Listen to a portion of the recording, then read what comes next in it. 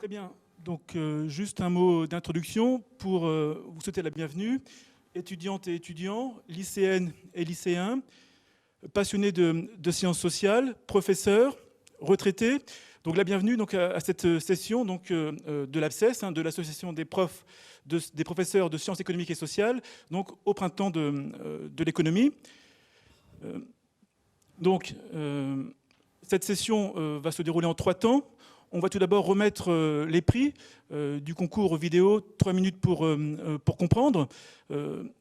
Puis ensuite, commencera le café de séance sociale sur le thème donc, les plateformes en guerre contre le salariat, qui explique principalement notre présence ce soir. Et puis un troisième temps qui se passera au Luminor, donc hôtel de ville, donc à 20h30, qui sera donc la projection du film Sorry We Missed You, donc pour prolonger cette session donc, de l'APSES et du café de séance sociale. Alors, avant d'expliquer rapidement l'histoire et les principes des cafés de sciences sociales, juste procéder aux remerciements d'usage. Donc remercier notre modérateur Guillaume Duval d'avoir accepté l'invitation de l'APSES et du Printemps de l'économie, ainsi que nos 3 intervenants, Monsieur Cosme, Madame Abdelnour et Madame Noémie de Grenier. Et puis remercier également tous les militantes et militants, à la fois donc, des académies de Paris, Créteil et Versailles et du Bureau national de l'APSES, qui ont participé à l'organisation de cet événement. Alors, les cafés de sciences sociales, leur histoire et leurs principes. Alors, ces cafés de sciences sociales ont été créés il y a 20 ans maintenant par 2 professeurs de sciences économiques et sociales, donc, qui étaient Gérard Gross et donc, Edwige Corsia, avec l'idée de mettre les sciences sociales au cœur et au service de la démocratie et de la cité, en transmettant des outils de réflexion aux citoyens et en se portant garant de la démocratie des savoirs. Et donc, je vais laisser Guillaume Duval enchaîner. Voilà, je vous remercie. Oui, bonjour, et donc merci à l'APSES de m'avoir invité à animer ce débat. C'est toujours avec plaisir et intérêt que je me soumets à ce genre d'exercice. Donc, comme Rodrigue vient de vous le dire, donc, nous démarrons avec un concours de vidéos, donc 3 minutes pour comprendre avec les SES. Donc, c'est un concours qui est proposé aux classes dans les lycées, qui a été proposé donc l'an dernier, le jury s'est réuni au printemps dernier, mais compte tenu des circonstances, ce prix n'avait pas pu être remis jusqu'ici. C'est la 5e année maintenant, cette année, que l'APSES organise ce concours, qui était coordonné jusque-là par Camille Aymar, donc, qui a assuré la coordination l'an dernier. Donc nous allons vous présenter 3 films. Donc le premier prix du jury, donc, qui est revenu à la vidéo La déviance et la délinquance, qui a été réalisé par la classe de première 2 du lycée Pierre Mendès France à Vic en Bigorre, dans le département 65. On y va? On vous le présente?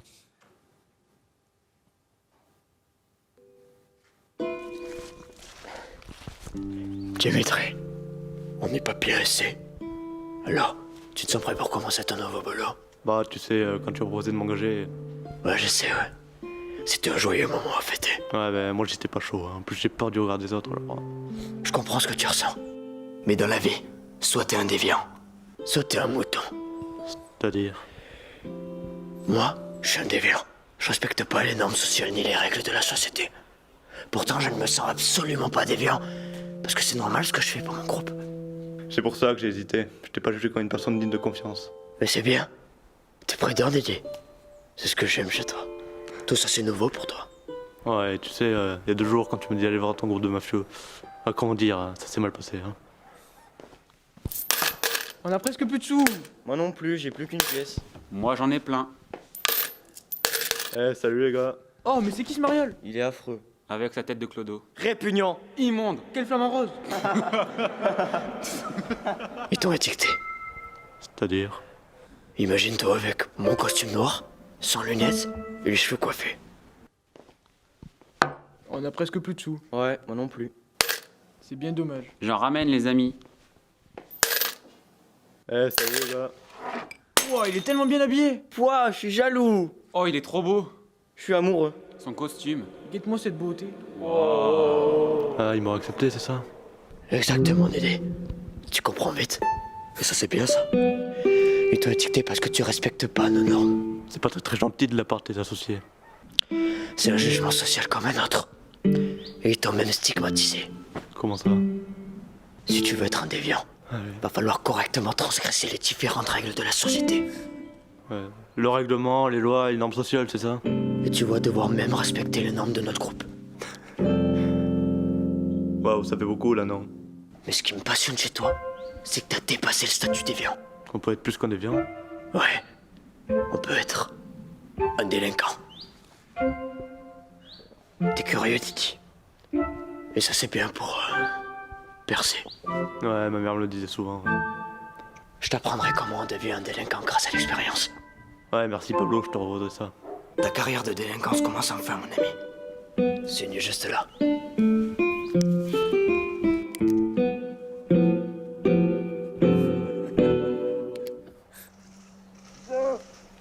Laissez-moi sortir. Ah! La chute l'a tué.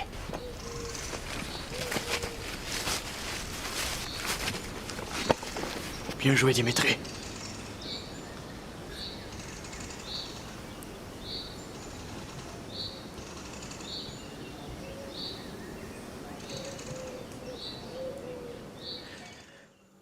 Donc c'était donc le premier prix du jury de ce concours de l'APSES, donc la classe de première du lycée Pierre Mendès France à Vic-en-Bigorre.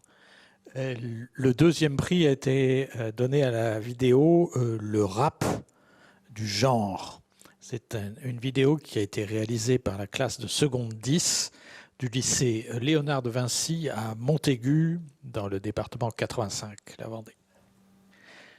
On peut le montrer.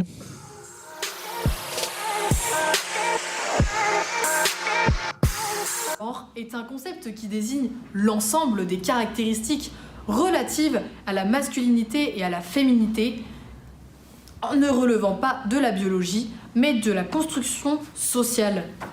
Il se distingue du concept type sexuel, en focalisant sur les différences non biologiques entre les femmes et les hommes, alors que le type sexuel fait référence aux différences biologiques entre femmes et hommes.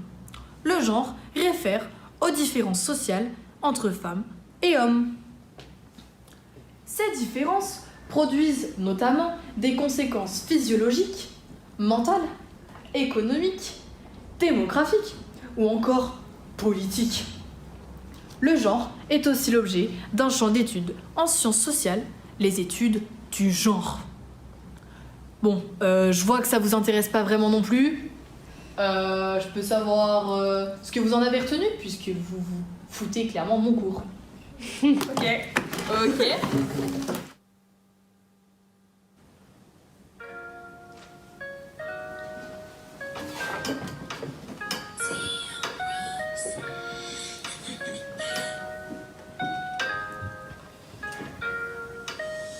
Quand Elisabeth sort de chez elle, tout le monde la voit avec de la dentelle. Toujours les vieux roses, elle n'a pas changé malgré toutes les années passées. Sa mère l'a bien élevée, puis elle reste avec ses poupées bien installées. Elisabeth voudrait jouer, mais c'est pas à elle de bouger. Elle doit savoir danser ou encore bien nettoyer. Aujourd'hui mère au foyer, avec une fille elle s'occupe de la changer. Mais c'est du bleu qu'elle met à la place de la dentelle brodée. De la dentelle brodée. Quand Alice naît, tout le monde s'attend à avoir du rose sur elle. Le médecin dit que son nom n'est pas très féminin pour elle. Elle a choisi de prendre du bleu à la place de la dentelle. Le médecin la prévient qu'avec ça, elle sera moins belle.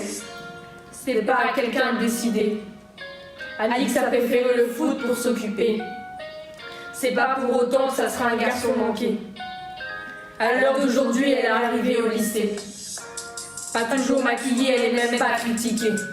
Comme quoi la société a pu changer. Différent de ce que nos aînés pouvaient penser. Ne pas perdre de vue qui on est, sans penser à ce que d'autres choisiraient. C'est à chacun de choisir comme il est.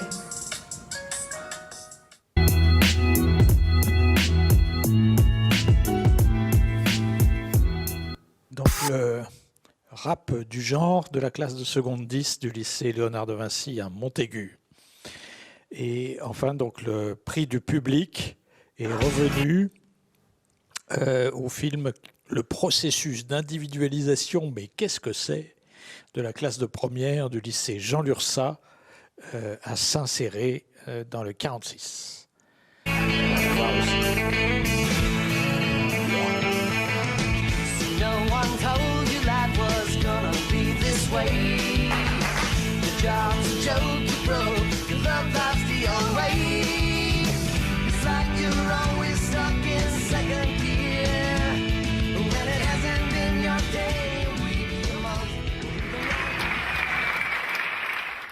Ça va, Monica? Ouais, bon.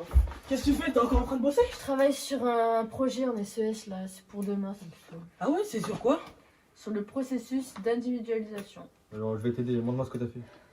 Bah, pour l'instant, j'ai mis que le processus d'individualisation, c'est un processus dans lequel les individus revendiquaient leur autonomie et leur indépendance vis-à-vis des groupes sociaux traditionnels, comme la famille, les groupes religieux, etc. Et que du coup, ils conduisaient à une transformation des liens sociaux. Je peux rajouter que finalement, le processus d'individualisation se définit comme une émancipation progressive et une autonomisation des individus vis-à-vis de la société. Et que finalement, les liens sociaux ils deviennent beaucoup plus choisis. Hey les gars, ça va? Ouais, toi? Ouais, ça va. Vous faites quoi? On travaille sur le processus d'individualisation. Mais ça a l'air super dur. Oh, d'ailleurs, écoute ça. Ce processus, il caractérise les sociétés modernes et il était paru après la Seconde Guerre mondiale. Mais t'es vraiment super fort du rire. Tom, c'est incroyable. Mais c'est pas le fait que l'individu favorise le jeu plutôt que le nous ou un truc comme ça? Si, c'est ça, Phoebe. D'ailleurs, note-le, Monica. Waouh, Phoebe, mais tu m'impressionnes. Après, j'ai parlé d'Émile Durkheim. Ouais. Bah attends, mais on connaît genre ces pages un youtubeur. Mais non, Phoebe, c'est un sociologue du 19e et 20e siècle. C'est le père fondateur de la sociologie française. Je va. Et j'ai aussi noté qu'il faisait partie du courant holiste qui traduit la sociologie des faits sociaux, c'est-à-dire la société qui impacte l'individu. Nickel. Et ajoute que Durkheim, il distingue deux types de solidarité. Ouais. La solidarité organique et la solidarité mécanique. Ce qui amène en fait différents liens sociaux. Ok. Ouais, et c'est pas à la base de la sociologie moderne, un truc comme ça? Si, c'est ça. Et d'ailleurs, selon Durkheim, le processus d'individualisation, il affaiblit la solidarité mécanique et il renforce la solidarité organique. Notamment d'ailleurs grâce à l'émergence des sociétés industrielles. Et comme exemple, j'ai aussi évoqué celui de la législation sur le divorce en 2016. Ah ouais, ça a rendu le divorce plus simple et plus rapide. Ouais, c'est ça. Il me semble que maintenant la procédure ne dure que 15 jours. C'est vrai que c'est un bon exemple car finalement cette loi, elle facilite l'individualisation. Et tu peux finir avec en conclusion que l'individualisation c'est un choix. Et aussi qu'il s'accroît et qu'il n'est pas prêt de s'arrêter. Et enfin, que les normes et les valeurs existent toujours, mais que leur poids diminue. Nickel. Nickel. Point final. On a fini? Trop bien. Bon, je vais chercher un truc à boire pour fêter ça. Je suis trop contente.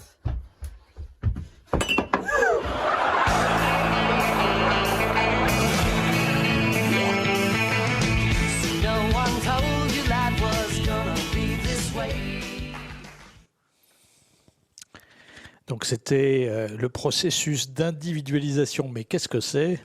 Donc c'est un sujet sur lequel on va revenir, je pense, plus tard, de la classe de première du lycée Jean Lurçat de Saint-Céré. Donc on ne va pas vous montrer les films suivants, mais le jury a donné quand même une mention spéciale à la vidéo L'opinion publique, les techniques de sondage de la classe de première 3 du lycée Pierre Mendès France à Vic-en-Bigorre. Dis donc, ils ont eu 2 prix. Une mention spéciale également pour la vidéo La réglementation, une notion de SES par la classe de terminale 1 du lycée Notre-Dame-des-Victoires de Voiron.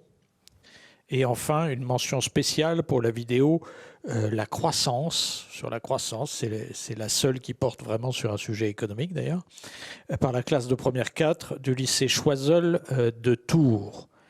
Alors, normalement, les autres années, ce qui se passe, c'est que les classes en question sont présentes et on leur remet directement le prix. Mais là, compte tenu des circonstances, ça n'a pas été possible. J'espère que pour la 5e saison, qui devrait se terminer au printemps prochain, ce sera possible de revenir à quelque chose de plus convivial pour la remise de ce prix. Voilà. Donc on va enchaîner directement donc, sur le débat prévu ensuite, donc dans le cadre des cafés sciences sociales, donc avec un titre un peu provocateur, les plateformes en guerre contre le salariat. Donc je pense qu'on va voir par la suite que c'est quand même un peu plus compliqué que ça. Mais donc je vais donner la parole tout d'abord à Sarah Abdelnour, donc qui est maîtresse de conférence à Paris Dauphine et qui est l'autrice avec Dominique Méda d'un livre qui s'appelle Les nouveaux travailleurs des applis, dans la collection de la vie des idées au PUF. Donc elle va nous présenter, je crois, une présentation donc, sur le sujet. Ensuite, nos deux autres intervenants reprendront derrière quelques propos liminaires avant qu'ils discutent entre eux d'une part et à partir de vos questions et de vos interrogations d'autre part. Donc Sarah Abdelnour. Oui, merci pour cette introduction et merci de m'avoir invité. Je vais démarrer ce débat sur les... Alors j'ai repris le titre de la session, les plateformes en guerre contre le salariat. Il me semble que la formulation n'est pas forcément si fausse pour une partie des plateformes. Et puis en gardant le point d'interrogation, voilà, le débat reste quand même ouvert. Pour lancer un peu le sujet, 2 petites capsules pour présenter un petit peu le mythe positif de l'ubérisation versus ses réalités un peu plus sombres et qui font l'objet de davantage de contestations. Alors une première capsule qui est l'intervention d'Emmanuel Macron dans le cadre de la campagne présidentielle de 2017, qui était sur le plateau de Mediapart et qui expliquait que finalement Uber donnait du travail à des jeunes des quartiers populaires qui sinon tenaient les murs de la cité ou dealer. Donc c'est les sous-titres que j'ai gardés. J'ai la suite de l'intervention où il disait finalement notre défaite collective, donc celle des politiques potentiellement, c'est que les quartiers où Uber embauche, c'est des quartiers où nous on ne sait rien leur offrir. Alors, il reconnaît la dureté des conditions de travail en disant la vérité, c'est qu'en effet, ils travaillent parfois 60 ou 70 heures, sous-entendu par semaine, pour toucher le SMIC, mais ils rentrent dans la dignité, nous disait Emmanuel Macron. C'est-à-dire que voilà, ils rejoignent le camp des travailleurs. Il n'est pas tout à fait tort sur le constat, non ? Sur le constat des heures de travail, oui. Sur le fait qu'il faille faire ça pour rentrer dans la dignité quand on est un jeune de quartier populaire, c'est sans doute plus discutable. Il faut faire ça peut-être, mais en tout cas... Par contre, le constat sur la dureté des conditions de travail était fait. Et le constat sur le fait qu'il y avait une démission peut-être des pouvoirs publics sur une partie des quartiers défavorisés, c'est possible aussi. Et donc voilà, c'était présenté comme une solution à la fois économique et politique. Et puis, deuxième capsule, alors j'ai essayé de coller à l'actualité. Hier, vous ne l'avez peut-être pas tous vu passer, mais hier, il y avait une manifestation de chauffeurs de VTC devant le ministère de l'économie à Bercy. Qui, alors dans le cadre d'une journée d'action un peu plus large de plusieurs professions qui se sentent et veulent se faire reconnaître comme étant lésées spécialement par la crise sanitaire. Et c'est le cas notamment des chauffeurs VTC, vu leur statut de travail d'indépendant et vu leurs conditions de travail qui sont assez difficiles. Donc voilà pour la deuxième petite capsule, cette manifestation d'hier, qui donne un peu le ton déjà du débat qu'il peut y avoir autour des plateformes et qui est un débat qui a lieu maintenant depuis quelques années, c'est-à-dire un débat autour des formes de rémunération, des statuts de ces chauffeurs qui sont assez fragiles et qui ont été fragilisés par... enfin voilà, en gros, il y a une fragilisation du statut dans les métiers des transports et notamment des VTC, y compris par rapport aux taxis, même si les taxis sont eux-mêmes indépendants. On peut quand même parler d'une forme de précarisation de ce type de profession. Alors, je vais faire une présentation en 2 temps. Je vais d'abord un petit peu essayer de cerner les conditions de travail de ces travailleurs des plateformes. Je vais plus spécifiquement parler des chauffeurs VTC qui sont ceux que je connais le mieux pour avoir enquêté auprès d'eux avec ma collègue Sophie Bernard. Dans le livre, qui n'est pas du tout écrit que par Dominique et moi, mais c'est un choix d'édition. Non, vous ne pouvez pas le savoir parce que ça n'apparaît pas, mais en fait, d'autres collègues qui ont écrit sur d'autres types de travailleurs des plateformes, des micro-travailleurs, y compris même des personnes qui font des distributions de nourriture pour la ruche qui dit oui, qui sont en fait aussi quelque part un petit peu plateformisés ou ubérisés, puis qui sont aussi auto-entrepreneurs, en passant par des vendeuses sur Etsy, des chefs à domicile. Enfin voilà, il y a d'autres professions dans le bouquin. Alors moi, je vais plus spécifiquement parler des chauffeurs de VTC.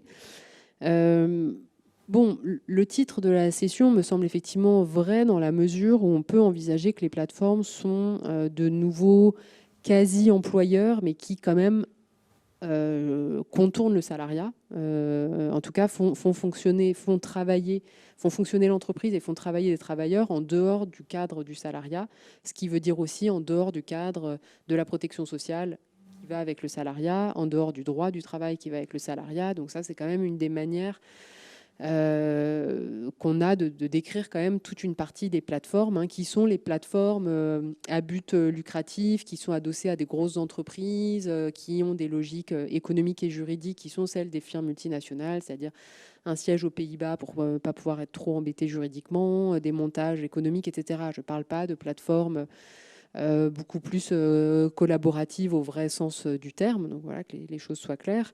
Donc en l'occurrence, voilà, notamment parler d'Uber, qui a été créé en 2009 en Californie, qui est arrivé en France en 2012 et qui représente voilà, un peu un nouveau modèle économique où les plateformes se revendiquent comme des sortes d'intermédiaires un peu neutres qui mettraient en relation des clients et des personnes qui réalisent la prestation de travail.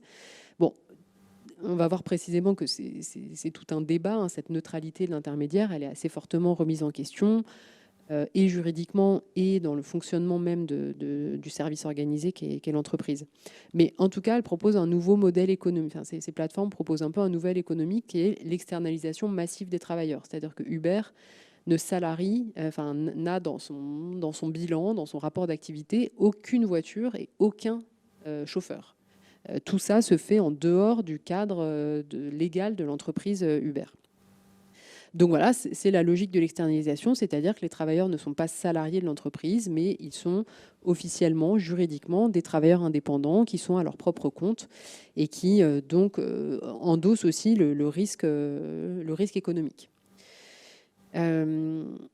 Bon, et ça vient contrarier quand même une tendance de long cours qui était plutôt celle de l'essor de la société salariale, pour faire un peu des rappels historiques. Voilà, on a une tendance au long cours. Alors, c'est issu d'un article qui essaye de retracer justement un siècle et demi de salariat, où on voit que le salariat devient majoritaire au 19e siècle, et puis qu'il ne cesse de progresser. Alors, la courbe est dans l'autre sens, là c'est les non-salariés qui ne cessent de décroître jusqu'au début du 21e siècle, avec un petit soubresaut que vous pouvez noter dans les années 30, puisque on sait que dans les périodes de crise économique, le travail indépendant peut être un peu une solution de repli face aux fermetures d'entreprises, par exemple. Je crois que le pays le pays développé au monde où il y a le moins de non-salariés, c'est les États-Unis. Enfin, le moins de non-salariés, c'est les États-Unis d'Amérique. Oui, étonnamment.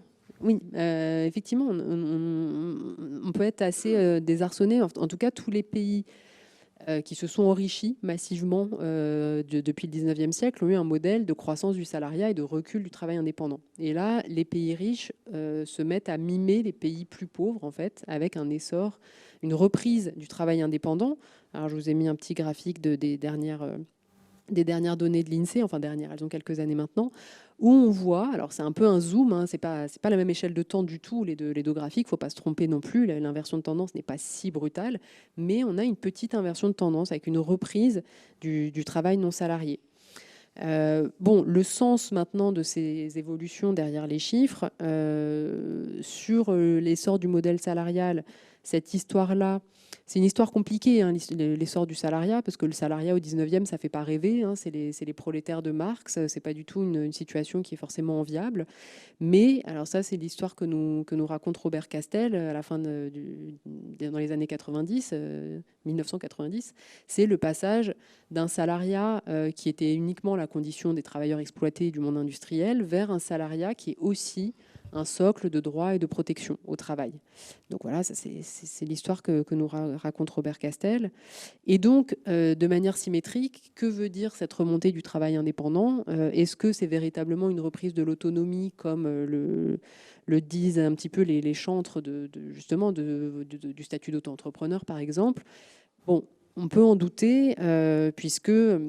Donc voilà, c'est ce qui a accompagné notamment la mise en place du régime de l'auto-entrepreneur, voté en 2008, mis en place en 2009. Mais derrière cette mythologie un petit peu du self-made man, de l'entrepreneuriat, de la startup nation, il y a beaucoup de salariés déguisés. Voilà, pour avoir mené l'enquête pendant ma thèse sur le régime de l'auto-entrepreneur, on voit énormément de situations où le dispositif sert en fait de modalité de recrutement qui permet d'éviter tous les coûts d'un recrutement, les cotisations sociales, la procédure de recrutement, devoir justifier un licenciement. Bon, il n'y a plus tout ça. Donc ça peut être, c'est souvent utilisé comme recrutement un petit peu à bas coût. Pour parler plus spécifiquement des chauffeurs de VTC, alors j'ai repris aussi une expression assez volontairement provocatrice, mais c'est une expression qui est utilisée pas mal par les chauffeurs VTC eux-mêmes, qui estiment régulièrement être en fait des esclaves des applications. Pour le dire rapidement, les chauffeurs de VTC sont souvent engagés dans cette activité avec un espoir d'ascension sociale assez net. Ils peuvent venir du monde industriel, du monde du transport, avec souvent des boulots par intérim, des CDD, des périodes de chômage. Et l'idée de se mettre à son compte avec un métier qui est censé être un peu plus prestigieux, un peu plus protégé par rapport à forme d'accident du travail, d'exposition dans l'activité, ça représentait un espoir d'ascension sociale. Mais l'espoir est assez vite déçu dans le cas des chauffeurs VTC, puisque les rémunérations vont assez vite chuter après 1 an ou 2 d'activité. Déjà parce que le secteur se modifie, les tarifs des courses minimum baissent, les commissions augmentent, et ça c'est un peu la logique de toutes les plateformes. Elles s'installent souvent au début avec des commissions faibles, et puis une fois qu'elles ont un peu obtenu une forme de monopole dans le marché, elles haussent leurs commissions. Donc elles ont des travailleurs qui sont un peu captifs, des clients aussi assez captifs, et souvent des conditions qui vont se dégrader. Au début aussi, les applications proposent souvent des bonus aux chauffeurs, et tout ça va s'étioler. Mais entre-temps, les consommateurs se seront habitués à passer par l'appli pour réserver une course plutôt que de passer par une commande privée ou par des taxis ou autres. Bon, le deuxième point, c'est l'arrivée à un moment massif des lotis. Alors les lotis, c'était un statut des années 80 qui permettait de faire du transport. Ça a créé en gros juste un afflux de travailleurs qui ont un peu contourné la logique de cette loi de 1982, et ça a amené beaucoup de salariés, mais tout ça pour dire que le nombre de travailleurs a beaucoup augmenté. Et puis individuellement, qu'est-ce qui se passe au bout d'un moment qui fait que les rémunérations chutent ? C'est que beaucoup de chauffeurs au début démarrent en bénéficiant d'aides sociales. Ils ont des allocations de retour à l'emploi, de chômage. Ils peuvent avoir les aides à la création d'entreprises, et puis ces aides s'arrêtent. Et comme le disait le député Laurent Grand-Guillaume, qui a beaucoup travaillé là-dessus, il dit en fait Uber fonctionne sur les aides sociales. C'est-à-dire sans les aides sociales qu'ont les chauffeurs ne peuvent pas tenir, quoi. Donc ça, c'est ce qu'ils découvrent petit à petit, c'est leur situation économique qui se dégrade. Et puis, ce qu'on leur a présenté comme un boulot d'indépendant, un boulot autonome, se révèle en fait un travail qui est pris dans plein de dépendances. D'une part parce qu'ils s'endettent pour travailler, et qu'en fait après ils deviennent très dépendants de l'activité. Bon, ça c'est pour ceux qui achètent la voiture, hein, qui achètent des voitures avec des conditions de longueur de voiture, de nombre de chevaux, etc., qui font qu'en fait, ils doivent acheter des voitures à plus de 20 000 euros. Les autres louent la voiture, donc là aussi, en fait, ils louent au mois ou à la semaine, et ça oblige à beaucoup travailler. Que finalement, ils n'arrivent plus à trouver de clients hors des applications. C'est ça qui est intéressant, c'est que l'application est censée être neutre. Les chauffeurs sont censés être indépendants, sauf qu'en fait, un chauffeur VTC ne peut pas prendre de clients dans la rue. S'il ne passe pas par l'application, il n'a aucune autonomie. Donc, c'est quand même des formes d'indépendance statutaire, mais sans autonomie dans le travail. Et tout ça, la chute des rémunérations va amener finalement assez rapidement un accroissement du temps de travail. Quand on rencontre les chauffeurs avec ma collègue Sophie Bernard, on voit des chauffeurs qui disent que c'est en train de peser beaucoup sur leur vie personnelle et familiale. Beaucoup parlent de divorce en cours ou imminent parce qu'ils n'arrivent plus à dégager du temps pour leur vie de famille. Pardon, j'en perds mes notes. Merci, ça peut rester par terre. Donc voilà un petit peu la situation pour les chauffeurs de VTC qui expliquent, qui parlent même de mise en esclavage, d'exploitation de la part des applications. Donc ça, c'est un petit graphique, enfin une petite image qu'on avait trouvée sur les forums en ligne de chauffeurs. Bon, face à ça, assez vite, les chauffeurs se sont organisés, ce sera mon deuxième point. Les chauffeurs se sont organisés et ont contesté les conditions de leur travail, de leur rémunération. Pourtant, ce n'était pas évident. Ça, c'est des choses qu'on connaît bien en sciences sociales. Il y a des nombreux obstacles aux mobilisations de travailleurs et c'est encore plus le cas pour les travailleurs des plateformes, puisqu'ils cumulent les obstacles contre de toute façon les travailleurs précaires, c'est-à-dire souvent un travail atomisé, des revenus incertains, faibles, dans des secteurs professionnels dans lesquels il y a peu de syndicats. Donc ça, voilà, ça c'est les obstacles qu'on connaît chez les salariés précaires. À ça s'ajoutent les obstacles des indépendants, puisqu'en fait les chauffeurs VTC, comme pas mal de travailleurs des plateformes, sont plus en concurrence les uns avec les autres que partie prenante d'une même activité. Que par ailleurs, dans le monde des indépendants, il y a encore moins de syndicats que dans les univers de travail précaire, et qu'en plus, ils ne sont pas vraiment protégés quand ils font grève, puisqu'ils ne sont pas protégés par le droit du travail et par le droit à faire grève. Ils sont même contraints par le droit de la concurrence, en plus, non ? À faire quoi, pardon ? Ne pas pouvoir s'entendre. Ah oui, c'est ça. Par ailleurs, il pourrait, alors ça, effectivement, il y a eu des procès là-dessus, avec l'idée que les structures de représentation de travailleurs seraient en fait des structures c'est ça, des formes de cartel, quoi, d'entente des travailleurs pour modifier les conditions du secteur. Et puis là, on a encore un dernier obstacle, encore plus spécifique pour ces travailleurs des plateformes de VTC, c'est que pendant les actions collectives, les chauffeurs qui travaillent bénéficient d'une majoration. Alors ça, on n'a pas vraiment de preuves, on ne sait pas si c'est vraiment une stratégie des plateformes ou si c'est un effet mécanique de la diminution du nombre de chauffeurs disponibles. Mais en fait, travailler pendant la grève, c'est encore plus rentable que de travailler d'habitude.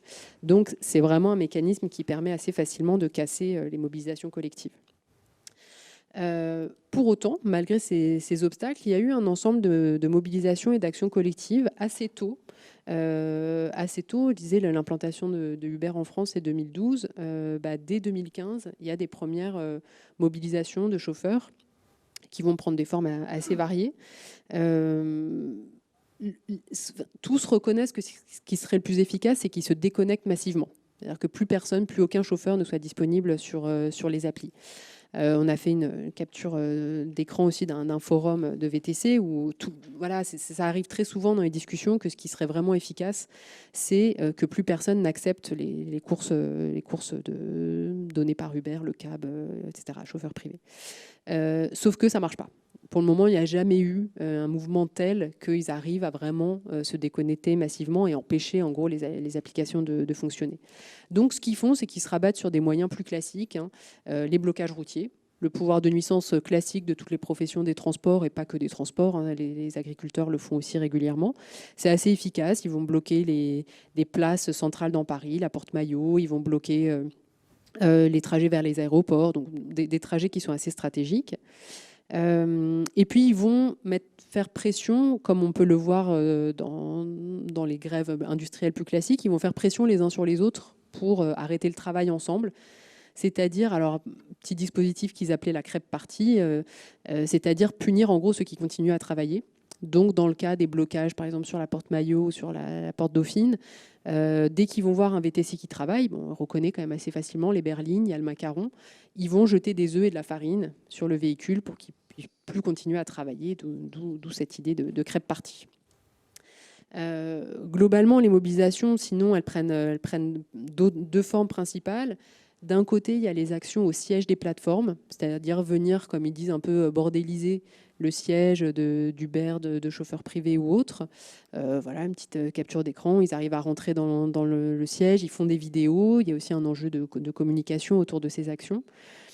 Donc ça, c'est les demandes vis-à-vis des plateformes, donc diminuer la commission, augmenter la course minimum, modifier les conditions pour Uber Pool ou autre. Et puis, il y a les demandes adressées au pouvoir public, par exemple instaurer un tarif minimum ou instaurer même un revenu minimum pour les chauffeurs. Donc là, il s'agit plus de demander au pouvoir public, donc ça donne lieu à des manifestations plutôt dans l'espace public, où il s'agit de demander au pouvoir public de réguler le secteur, de venir un peu remettre de l'ordre, donc empêcher, par exemple, voilà, je vous parlais du statut des lotis, empêcher que les lotis puissent travailler, donc en gros diminuer l'accès à la profession de VTC. Dernière piste pour les mobilisations, faire appel à la justice, donc demander notamment au tribunal des prud'hommes, de requalifier la situation de travail, de dire en fait cette indépendance elle est factice, en fait c'est du salariat.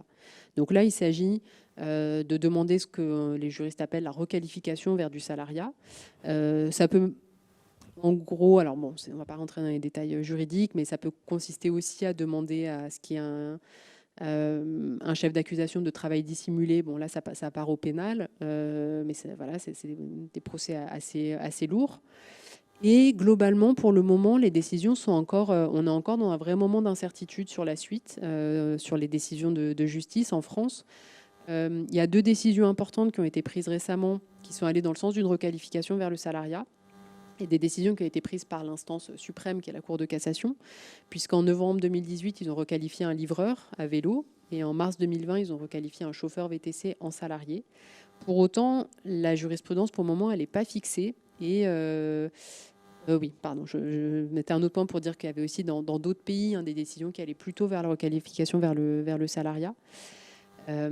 Pour autant, voilà, la jurisprudence n'est pas fixée parce que cette semaine, en fin de semaine dernière, la Cour d'appel de Paris a par contre débouté 2 livreurs qui, pareil, avaient demandé aux prud'hommes la requalification en salariat. Les prud'hommes ont dit que ce n'était pas du salariat et la Cour d'appel, en ne suivant pas la jurisprudence de la Cour de cassation, a estimé que les chauffeurs ne pouvaient pas être considérés comme des salariés puisqu'ils choisissaient les moments où ils se connectaient en gros à l'application. C'était ça l'argument principal. Argument qui avait pourtant été contesté par la Cour de cassation qui disait on peut choisir, déjà c'est pas si simple de choisir les moments pour lesquels on travaille puisque les livreurs, il y a ces histoires de shift ou s'ils sont pas connectés au bon moment, après ils ont plus de bonnes courses. Bon, il y a tout ça. Et puis il y a l'idée que peu importe, l'important c'est qu'est-ce qui se passe une fois qu'ils sont connectés et si en fait ils sont surveillés, sanctionnés, etc. Ça suffit pour dire qu'ils sont salariés. Donc voilà, pour le moment les arguments sont encore débattus, que ce soit dans l'espace juridique comme dans l'espace politique. Juste un dernier point par rapport au contexte actuel. Ce modèle de l'externalisation, de l'indépendance des travailleurs, même s'ils sont sous forte dépendance de l'entreprise, ça semble être un modèle qui est quand même très fragile, en tout cas si on prend en considération les travailleurs face aux crises. C'est-à-dire que le salariat, c'est un système qui a quand même, qui s'est notamment fortement consolidé après la Seconde Guerre mondiale. Enfin, tout ce qui va autour du salariat, toute la protection sociale qui va autour du modèle social du salariat. C'est un modèle qui s'est renforcé après la Seconde Guerre mondiale. C'est un modèle qui sait faire face aux crises, qui sait protéger en cas de danger, d'une période de reconstruction. On avait encore quand même des inquiétudes très fortes sur l'avenir. Et ce modèle de l'ubérisation, il est sans doute assez inquiétant socialement parce que place les travailleurs en première ligne. Bon, là, c'était le cas au sens strict avec la crise sanitaire, avec très peu de protection, puisqu'ils n'ont pas de protection de chômage, ils n'ont pas de temps de travail limité, ils n'ont pas de salaire minimum, et en même temps une obligation économique de travailler beaucoup, puisqu'ils sont pris dans ce travail indépendant, dans lequel, si on ne travaille pas, on n'a pas de revenus. Mais par contre, contrairement aux indépendants classiques, ils n'ont pas véritablement de patrimoine. Donc, ce sont des travailleurs qui sont quand même très largement exposés. Et je pense que ces derniers mois l'ont mis très fortement en lumière. On arrêterait là-dessus. D'accord. Donc, une inversion de tendance par rapport à une tendance de très long terme à l'essor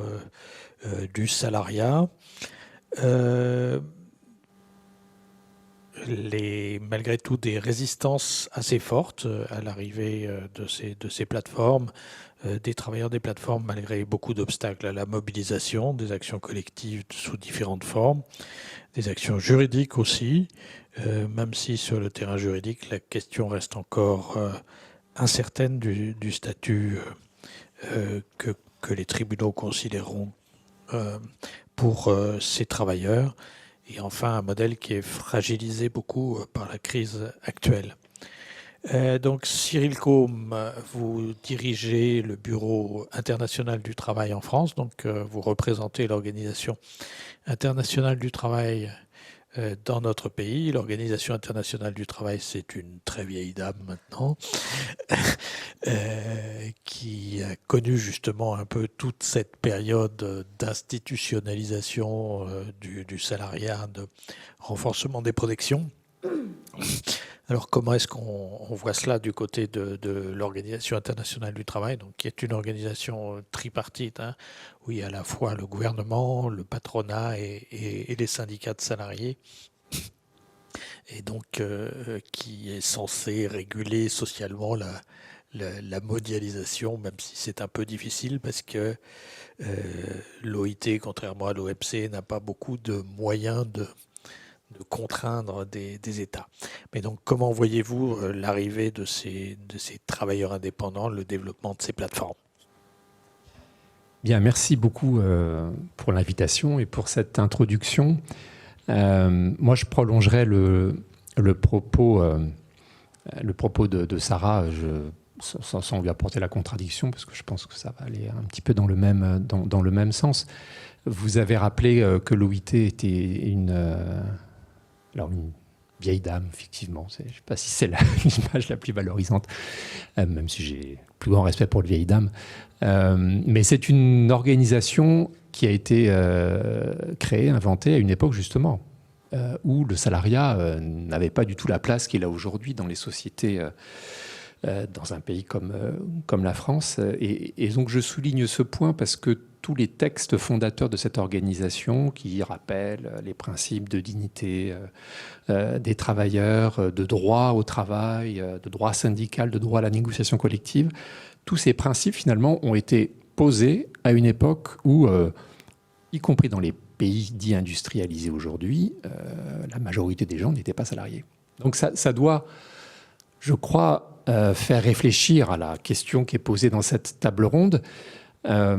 Parce que je crois que moi, s'il fallait que je résume en 3 mots ce que j'ai à dire ce soir, je dirais que il ne faut pas forcément avoir une approche statutaire d'emblée. Je pense que ce qui est important, c'est de rappeler, que les acteurs économiques ne doivent pas échapper à leurs responsabilités sociales, y compris les plateformes, et que 2, tous les travailleurs, quel que soit leur statut, qu'ils soient indépendants ou qu'ils soient salariés, doivent avoir accès à un certain nombre de droits, doivent pouvoir les exercer et doivent avoir bien sûr accès à la protection sociale, puisque c'est souvent ce dernier point qui suscite d'ailleurs tous les contentieux dont on pourra reparler. Alors, moi, la première question que j'ai envie de poser, pour essayer de répondre à la question de la table ronde, c'est finalement qu'est-ce qu'il y a vraiment de nouveau dans ces plateformes ?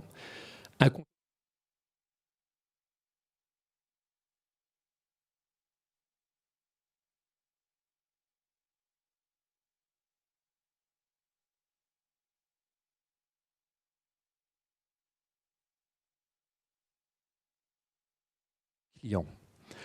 Ça change beaucoup, mais vous allez voir où je veux en venir. Ça change beaucoup, évidemment, d'autant que ce dispositif technologique intègre aussi un mode de contrôle, Sarah l'a rappelé, et intègre aussi un mode de paiement. Donc, il y a effectivement... Alors, l'aspect technologique est complètement nouveau, mais on retrouve dans ces 3 éléments quelque chose qui, effectivement, rappelle un petit peu la relation d'emploi bien connue qu'on a à travers le salariat. Mais dans le même temps, les formes d'emploi qui sont mobilisées aujourd'hui majoritairement par les plateformes, elles ne sont pas en tant que telles nouvelles. On a connu autrefois ce qu'on appelait le travail à la tâche, avant même l'apparition du salariat. Et puis on connaît aussi des formes plus contemporaines d'emploi qu'on appelle le freelance, qu'on appelle les auto-entrepreneurs, dont le statut d'ailleurs précède le développement des plateformes et de l'économie des plateformes, ou encore le travail dit occasionnel. Et par ailleurs, je veux juste aussi rappeler que le salariat, il ne faut pas avoir une déformation dans l'angle de vue qu'on peut avoir dans un pays comme la France. Le salariat n'a jamais été la figure majoritaire de l'emploi dans le monde. La figure majoritaire de l'emploi dans le monde, c'est encore aujourd'hui finalement le travailleur indépendant, le travailleur de l'économie informelle, qui vend au gré des circonstances et des aléas de son quotidien, sa force de travail, ses compétences, son savoir-faire. Je crois que ce qui change, en réalité, c'est deux choses. D'abord, c'est la façon dont ce qu'on appelle l'ubérisation, le terme est vraiment rentré dans le vocabulaire économique, social et parfois même juridique, l'ubérisation a quand même eu un impact très fort, je trouve, sur la façon dont les gens se représentent le futur du travail. On aurait eu un débat sur l'avenir du travail il y a 20 ans ou il y a 30 ans.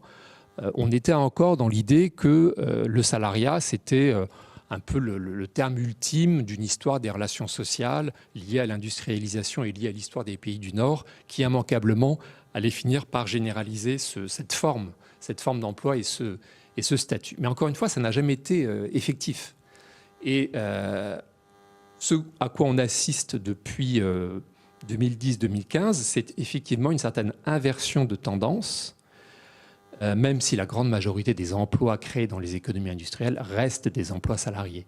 Mais il reste qu'au niveau mondial, effectivement, alors que le salariat avait tendance à progresser, depuis 2015, il ne progresse plus. Et il n'atteint pas aujourd'hui la moitié de la population active dans le monde. Est-ce que c'est une tendance au dédéveloppement des pays développés? Alors, dans cette explication, en fait, la source principale de cette inversion de tendance, elle est moins dans les pays industrialisés que dans les pays du Sud.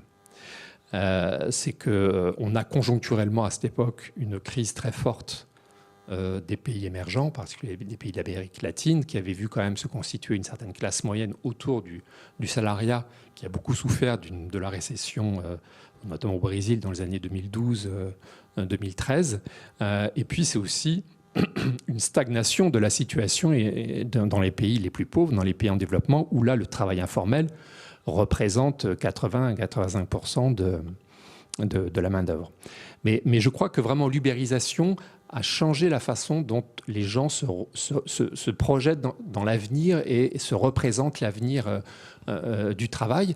Et d'ailleurs, j'y reviendrai, mais c'est un mélange aussi, je dirais, de crainte et aussi d'aspiration. Je pense qu'il faut voir aussi ce qui peut se cacher derrière le discours un peu marketing de l'autonomie du travailleur dans les plateformes. La deuxième chose que l'ubérisation a vraiment changé, c'est au-delà du salariat, c'est ce qu'on a appelé les termes un peu de l'échange ou du compromis fordiste, c'est-à-dire le fait que lorsque le salariat s'est généralisé, finalement les travailleurs, je le fais très rapide, mais acceptent d'abandonner leur liberté et l'autonomie et donc d'être dans une situation de subordination juridique par rapport à un donneur d'ordre qui se retrouve être leur employeur, en échange d'une sécurité du revenu. Du revenu touché chaque mois, mais aussi du revenu différé, c'est-à-dire de la protection sociale, qui est effectivement un élément majeur de ce dossier. Et derrière cet argument de la sécurité économique, il y a la question de savoir aujourd'hui sur qui pèse l'insécurité économique du modèle économique qui est véhiculé derrière les plateformes. Donc quand on se place... Donc il y a vraiment deux points qui se jouent, me semble-t-il, dans l'analyse de la situation des plateformes. Il y a ce premier point juridique sur le critère de la subordination. Est-ce que la plateforme est ou pas un employeur?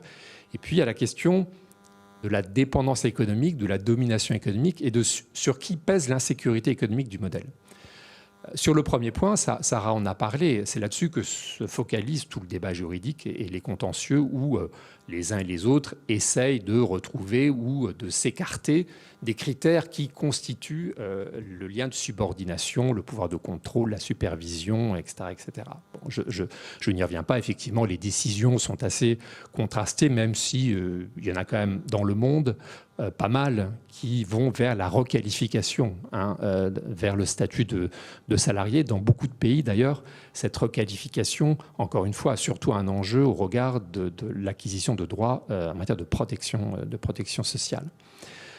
Mais il y a aussi donc cette question de la dépendance économique. Et là, je crois que, en tout cas, toutes les études qu'on peut trouver, notamment au niveau international, les quelques études qui ont été faites à l'OIT ou les études qui ont été faites par d'excellents chercheurs en France, montrent une situation de forte dépendance économique. Alors maintenant, si on essaie de se... Où est-ce que ça peut aller, oui. Où est-ce qu'on va, voilà. Où est-ce que le BIT voudrait qu'on...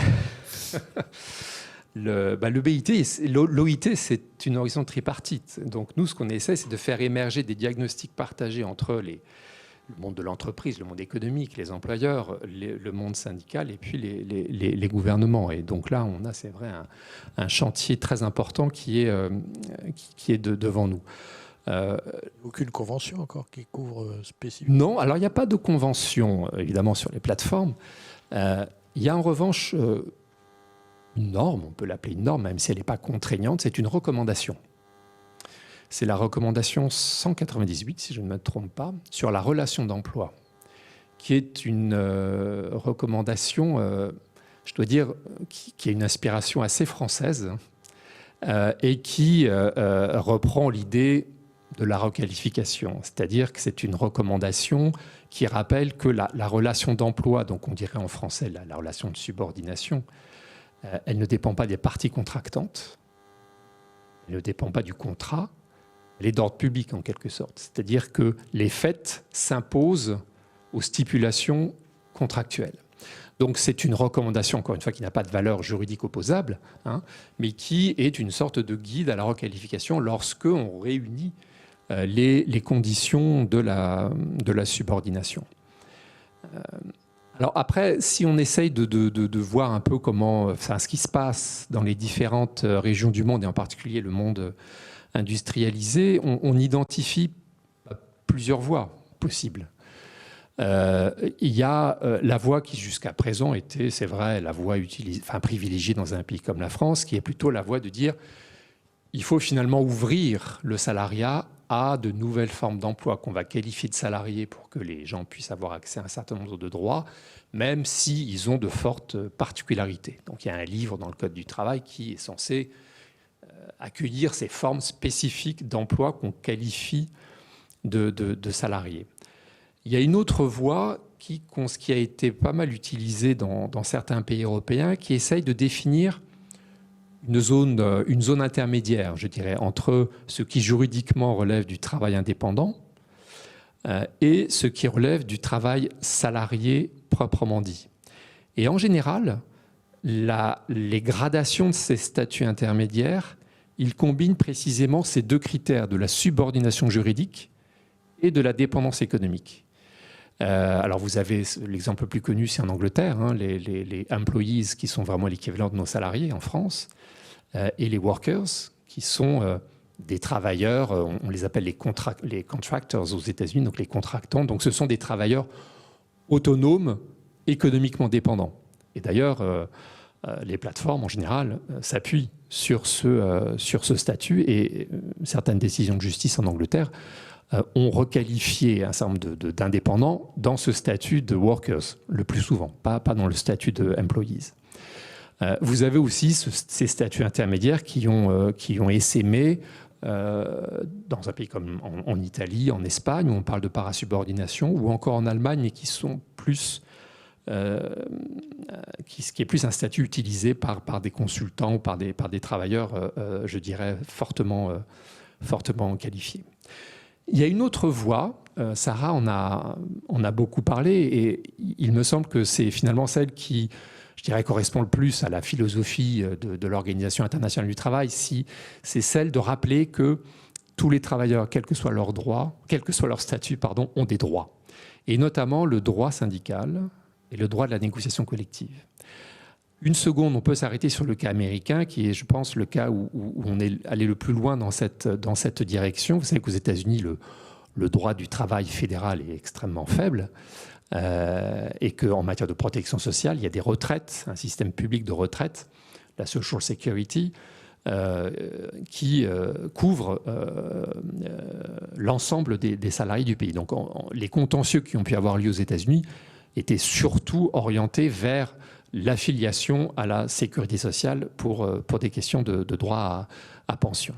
Mais en réalité, ce qu'on a vu notamment dans le secteur des taxis et des VTC, c'est se constituer une sorte de rapport de force. On a vu ça principalement dans les villes de la côte Est et dans celles de la côte Ouest, avec, première étape, se constituer en coalition pour revendiquer le droit de sortir des lois antitrust, précisément, des lois sur la concurrence qui, comme vous l'avez rappelé, interdisent les cartels, interdisent toute forme d'entente sur les tarifs. Or, comme au départ, ces personnes ont un statut d'indépendant, ils n'ont pas juridiquement le droit, au vu du droit de la concurrence, de s'entendre sur des tarifs opposables aux plateformes.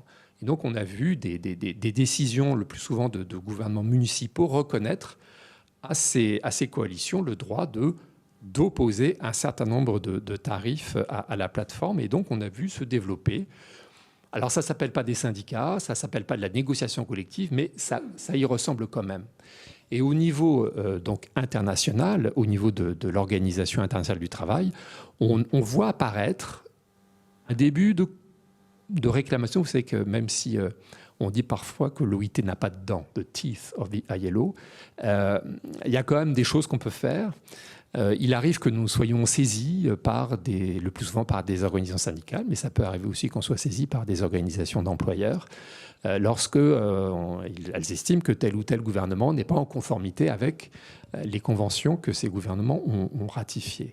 Et donc on voit un début de contentieux autour de l'accès et de l'exercice par des professions indépendants pour revendiquer en fait le droit aux actions collectives, le droit de grève et le droit à la négociation collective. Ça me semble être une voie relativement prometteuse, consistant à donner finalement aux gens les moyens de se défendre et de faire valoir leurs droits.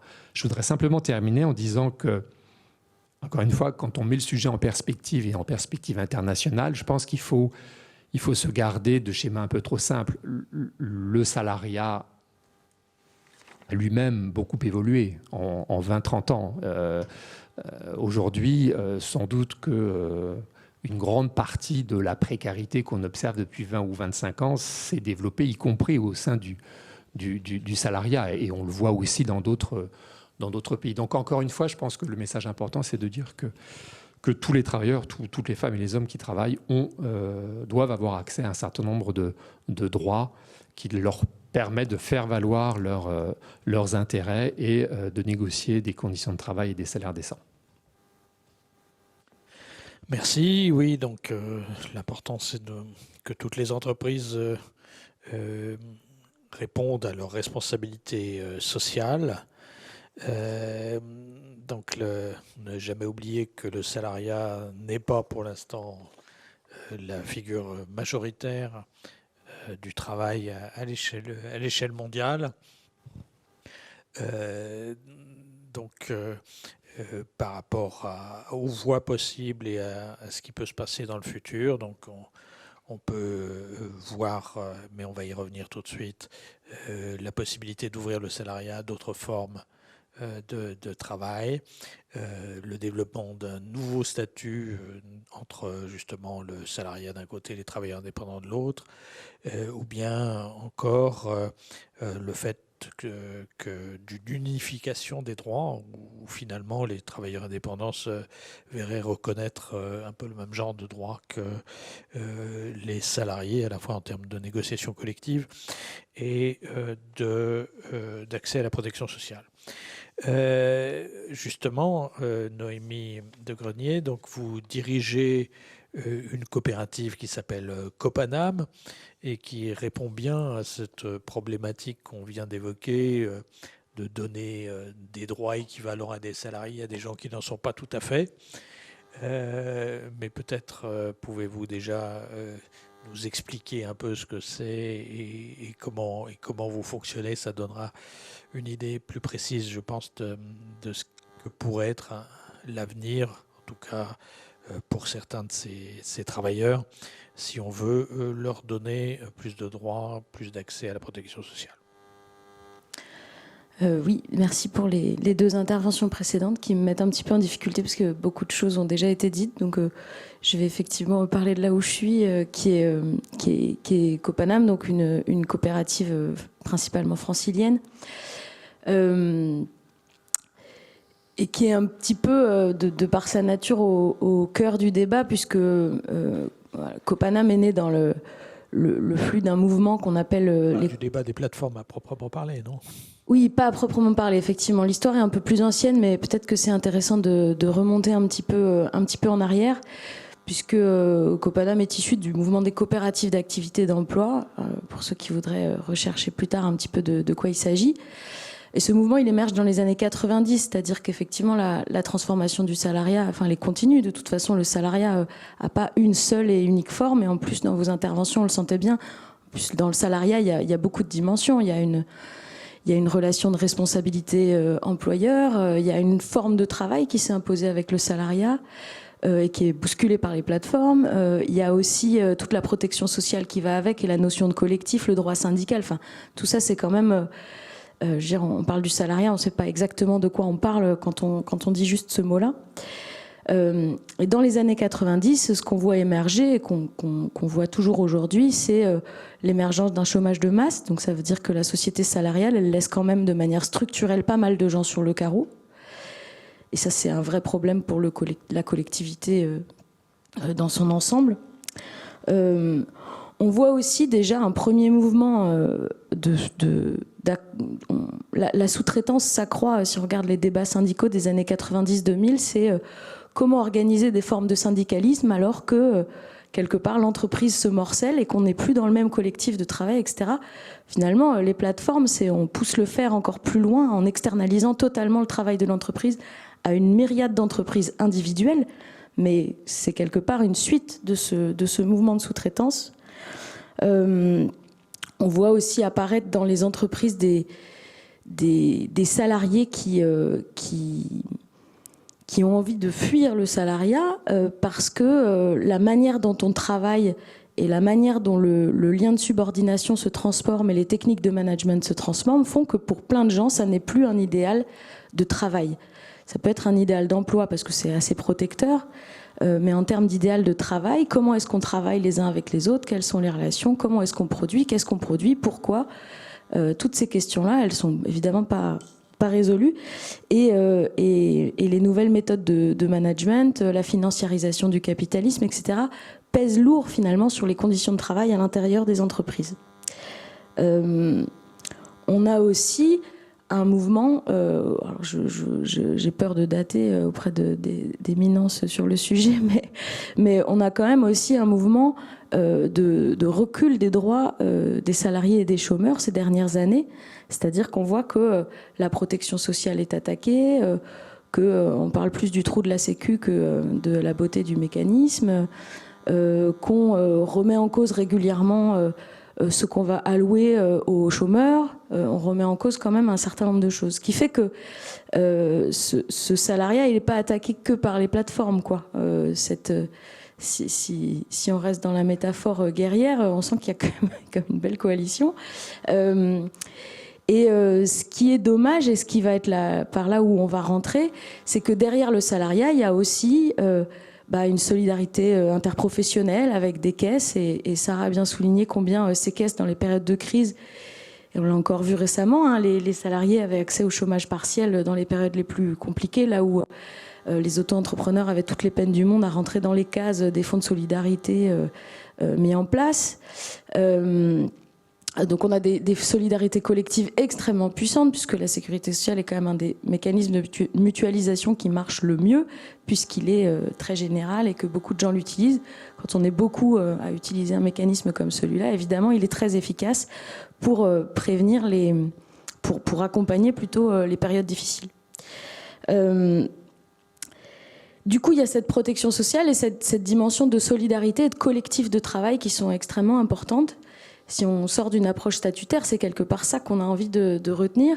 Et du coup, ce mouvement des coopératives d'activité d'emploi, dans les années 90, pour raconter brièvement l'histoire, on voit qu'il y a un mouvement d'externalisation du travail des entreprises qui commence. Et donc, dans les circuits de la création d'entreprises, et puis dans un certain nombre d'endroits, on a de plus en plus de gens qui se mettent à leur compte, mais sans que ce soit quelque part une volonté d'être un entrepreneur au sens où on l'entend, c'est-à-dire je suis un entrepreneur, je vais monter ma start-up, je vais mettre du capital dedans, à la retraite je la revendrai, je vais embaucher des gens, je vais être chef d'entreprise, c'est ça mon projet. Non, des gens qui veulent faire leur métier, alors soit parce que dans les entreprises dans lesquelles ils étaient embauchés, les conditions managériales n'étaient pas réunies pour faire correctement son travail, soit parce qu'on était sur le carreau et qu'on se retrouve au chômage et qu'en fait on cherche des solutions, ce que Sarah disait encore tout à l'heure, on cherche des solutions pour essayer de continuer à travailler. Que ce soit de la contrainte ou du choix, en tout cas, il y a de plus en plus de gens qui veulent monter leur boîte, mais qui n'ont pas le profil type de l'entrepreneur, avec des capitaux, un beau diplôme d'école de commerce en poche. Et on n'est pas du tout sur ce type de profil, mais beaucoup plus sur un profil qu'on peut voir effectivement dans d'autres pays, ou qu'on a pu voir à d'autres époques, de travailleurs à son compte. Je veux faire mon métier et je suis à mon compte. L'idée, ça a été de se dire, est-ce que ces gens-là, on doit les... En fait, le modèle, y compris de l'auto-entrepreneuriat, c'est quand même un modèle d'entrepreneur très, très fort. Comment est-ce qu'on fait pour imaginer des cadres dans lesquels tous ces gens qui veulent vivre de leur travail et organiser leur travail comme ils l'entendent, voilà, on a fini par inventer les coopératives d'activité d'emploi qui, en quelques mots, rassemblent des gens qui se mettent à leur compte, qui veulent pas d'un statut d'indépendant parce qu'ils veulent rester dans le salariat, et aussi parce qu'ils veulent rester dans un collectif de travail. C'est-à-dire, je suis graphiste à mon compte, évidemment, je vais travailler avec d'autres graphistes, avec des développeurs, suivant les missions, avec plein d'autres gens. Je vais avoir un réseau professionnel autour de moi. Alors, c'est pas tout à fait des collègues, mais quand même, ça peut être des gens avec tout le mouvement du coworking, etc. Ça peut être y compris des gens à qui je partage des espaces de travail, des outils, tout un tas de choses. Mais pour autant, je vais aller aussi plutôt chercher à m'inscrire dans une structure collective comme une coopérative, dans laquelle je vais avoir aussi du coup une mutualisation de tout un tas de choses dont j'ai pas envie de m'occuper. Et puis, est-ce que c'est vraiment mon rôle de m'en occuper ?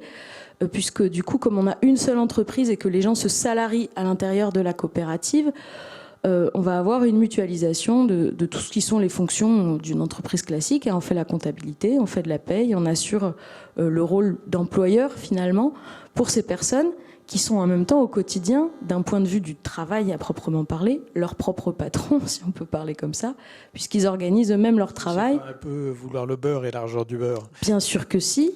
Mais depuis quand est-ce un problème ? Effectivement, c'est l'idée de se dire, est-ce qu'on peut pas réinventer le cadre du salariat est quand même formidablement merveilleux d'un point de vue de la protection sociale qu'il est en capacité de construire, du point de vue du nombre de dimensions qu'on peut avoir sur...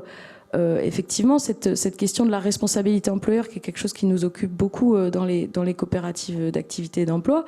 Comment est-ce qu'on reconstruit quelque part du collectif autour des enjeux de risques psychosociaux, d'accidents du travail, d'accompagnement des différentes périodes de la vie, avec y compris des arrêts maladie longue durée, des congés maternité. Au-delà de se dire qu'on se rattache aux caisses de protection sociale et qu'on va être indemnisé pendant ces périodes, il y a aussi toute une question de comment est-ce que dans des collectifs, on arrive à se saisir de ces enjeux pour que les personnes soient protégées, pas seulement sur le papier et pas seulement d'un point de vue monétaire, mais aussi parce qu'elles appartiennent à un collectif de travail qui ne sont pas forcément leurs collègues directs, qui peuvent être des gens qui font un boulot complètement différent. Sur le papier, on pourrait se dire qu'un accordeur de piano en a rien à faire de comment la graphiste à côté gère son congé maternité et qu'il n'y peut pas grand-chose. En fait, si, on peut construire des entreprises collectives dans lesquelles on se crée des instances, dans lesquelles on essaye de répondre aux problèmes. Je ne dis pas qu'il y a un îlot de bonheur sur Terre qui s'appelle Copana, mais dans lequel tout est résolu.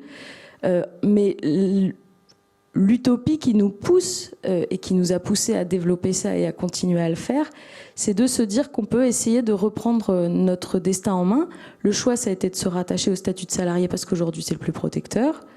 Le choix, ça a été de développer ça sous forme coopérative parce que c'est la seule forme qui permet aux travailleuses et aux travailleurs salariés d'être associés de la coopérative.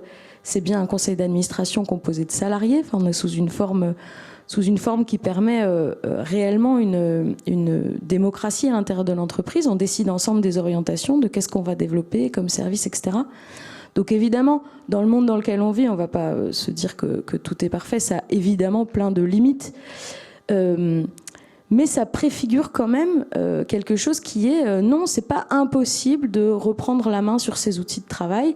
C'est pas impossible d'imaginer qu'on peut encore avoir de la protection sociale autour du travail et des collectifs qui se saisissent de ces questions et qui essayent d'en faire quelque chose. Après, il faudrait aussi que le législateur s'en empare, voilà, qu'il y ait un dialogue social sans doute plus construit entre le monde syndical et le monde coopératif. Enfin, les pistes de travail, elles sont nombreuses, mais en tout cas, il y a une possibilité qui est ouverte.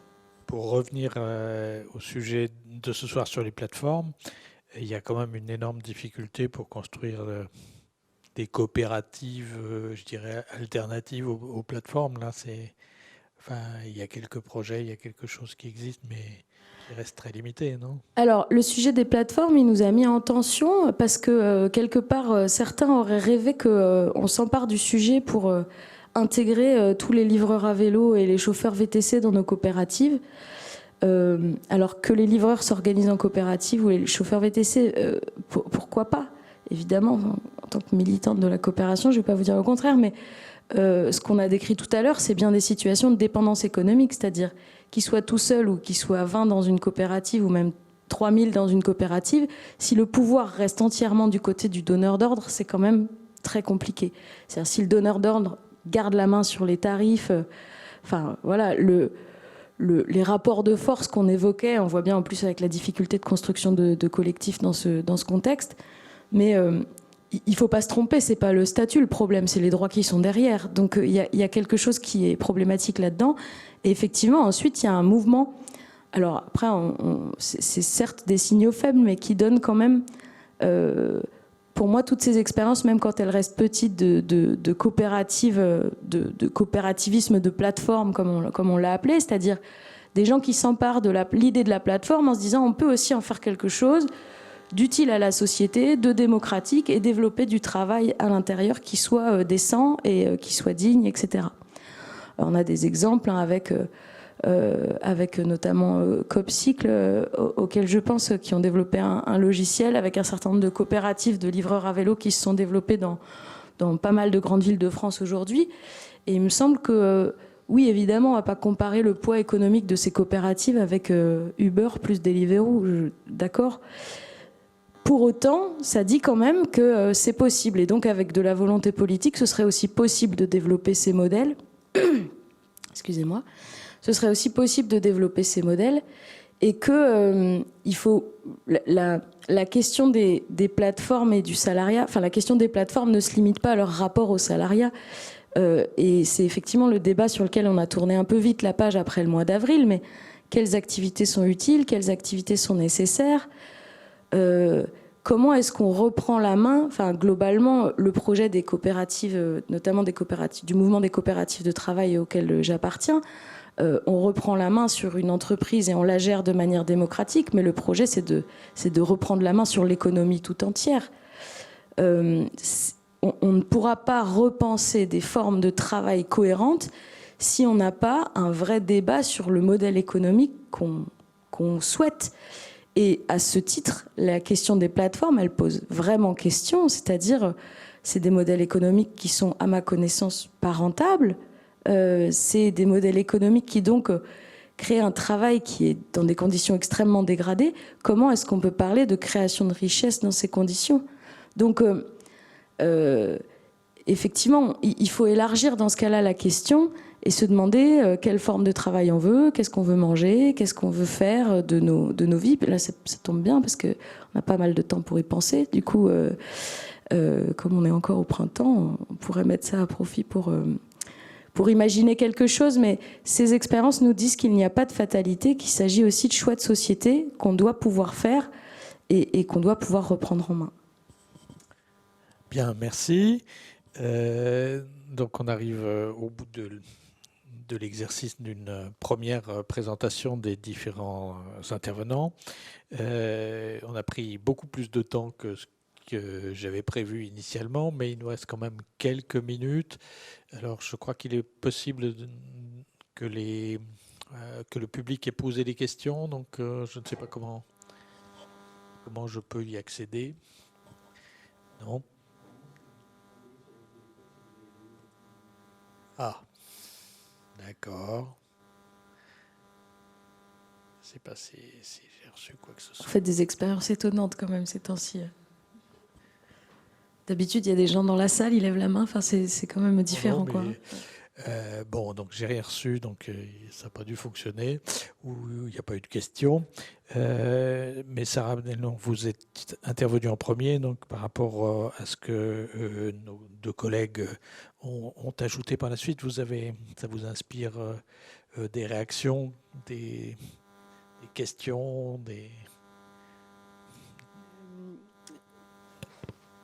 Alors, oui, je vais essayer vous voyez de me saisir. l'avenir, vous aussi.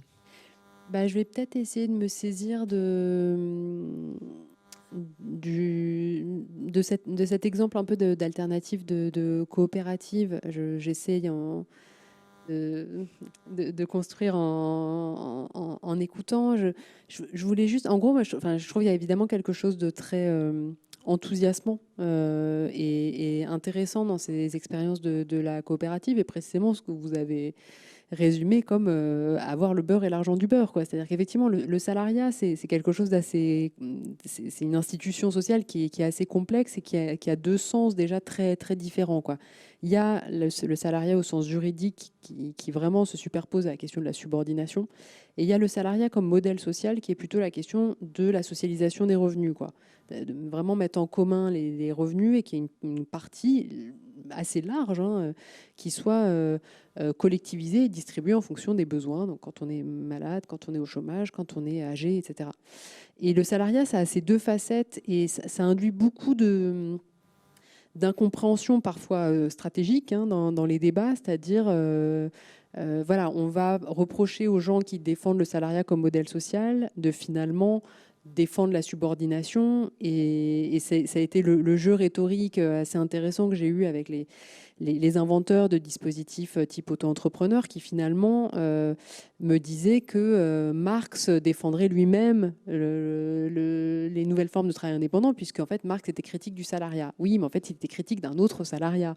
C'était avant que le salariat devienne aussi le socle d'autre chose.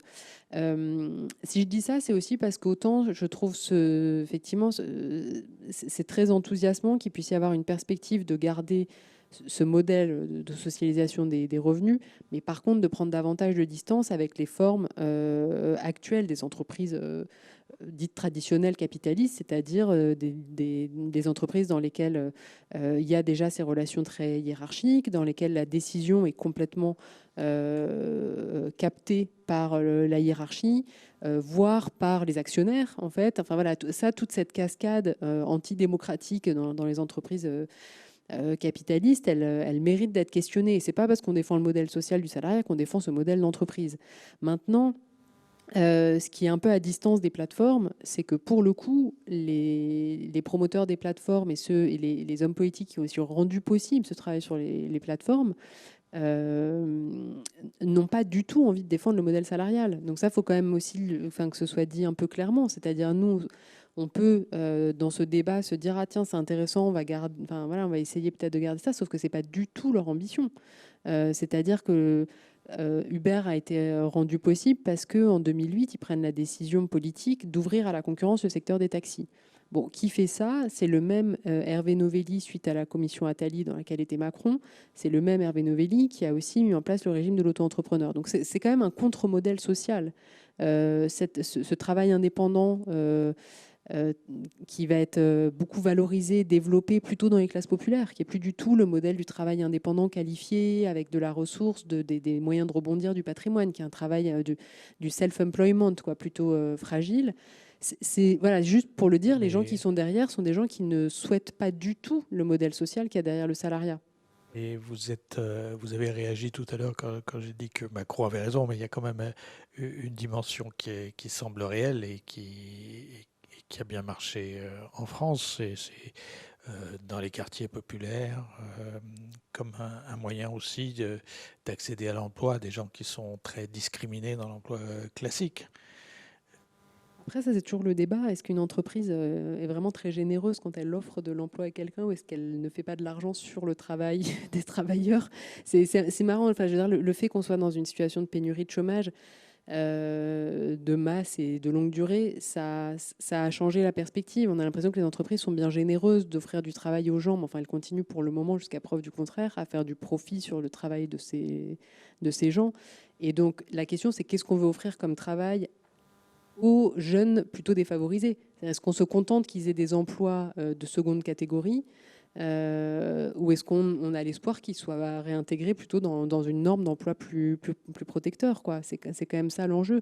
Et par ailleurs, ça s'est pas fait tout seul, hein, le fait que soient plutôt des jeunes qui sont pas, enfin, ils sont pas si jeunes d'ailleurs forcément, les chauffeurs VTC, mais des gens qui peuvent être plutôt des quartiers populaires. On manque un peu de statistiques sur ces nouveaux travailleurs, mais bon, on peut quand même penser que c'est assez vrai, ça. Ça s'est pas fait tout seul. C'est-à-dire que les plateformes sont allées faire des campagnes de recrutement massif en allant au pied de grandes tours dans certains des quartiers défavorisés, et ont promu massivement ce travail. Donc faut pas penser que c'est un ajustement économique qui serait fait de manière un peu naturelle, quoi. Il y a une vraie politique de recrutement entre guillemets, quoi. Vous souhaitez ajouter un mot là, Cyril ? Peut-être juste quelques mots si on a le temps. Moi, je trouve que Noémie a mis l'accent sur une dimension très importante du sujet, hein, quand elle a parlé de l'aspiration, hein, d'un certain nombre de gens au travail pour retrouver un travail qui fasse sens par rapport au travail, je dirais, subordonné classique. C'est effectivement un discours sur lequel surfent beaucoup, hein, les plateformes numériques. Ça fait partie je dirais, de l'image de marque que le secteur veut se donner à lui-même. Mais je pense qu'il faut prendre cette question des aspirations très, très au sérieux, parce que finalement, quand on regarde les enquêtes qui sont menées auprès des salariés et auprès des auto-entrepreneurs, moi, ce qui me frappe toujours, c'est qu'en gros, les uns et les autres disent la même chose, quoi. Les auto-entrepreneurs veulent évidemment le beurre et l'argent du beurre. Ils veulent un peu plus de sécurité et les droits des salariés. Et puis les salariés, quand on les interroge, eux, ils voudraient un peu plus d'autonomie et de sens dans le travail. Il y a quand même aussi, quand on parle de la protection sociale, on n'en a pas du tout parlé, mais il y a quand même aussi l'action du coût, hein. Vous avez raison de souligner que ce modèle n'est pas rentable aujourd'hui, hein. Il n'y a pas une plateforme qui gagne de l'argent au niveau mondial.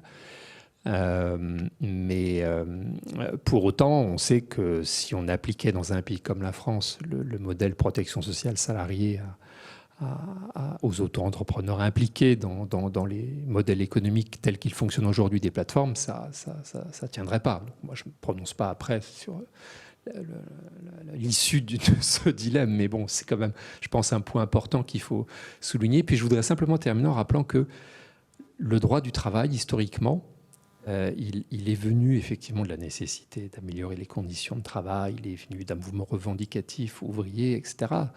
Mais il est venu aussi d'une nécessité économique d'organiser des conditions de la concurrence et de lutter contre les distorsions de concurrence. Et je pense que ça fait aussi partie du sujet.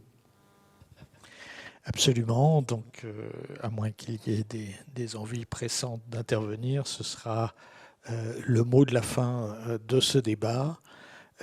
Donc je vous rappelle qu'il y a la projection d'un film à 20h30 qui prolonge ce débat, mais je ne sais plus à quel endroit.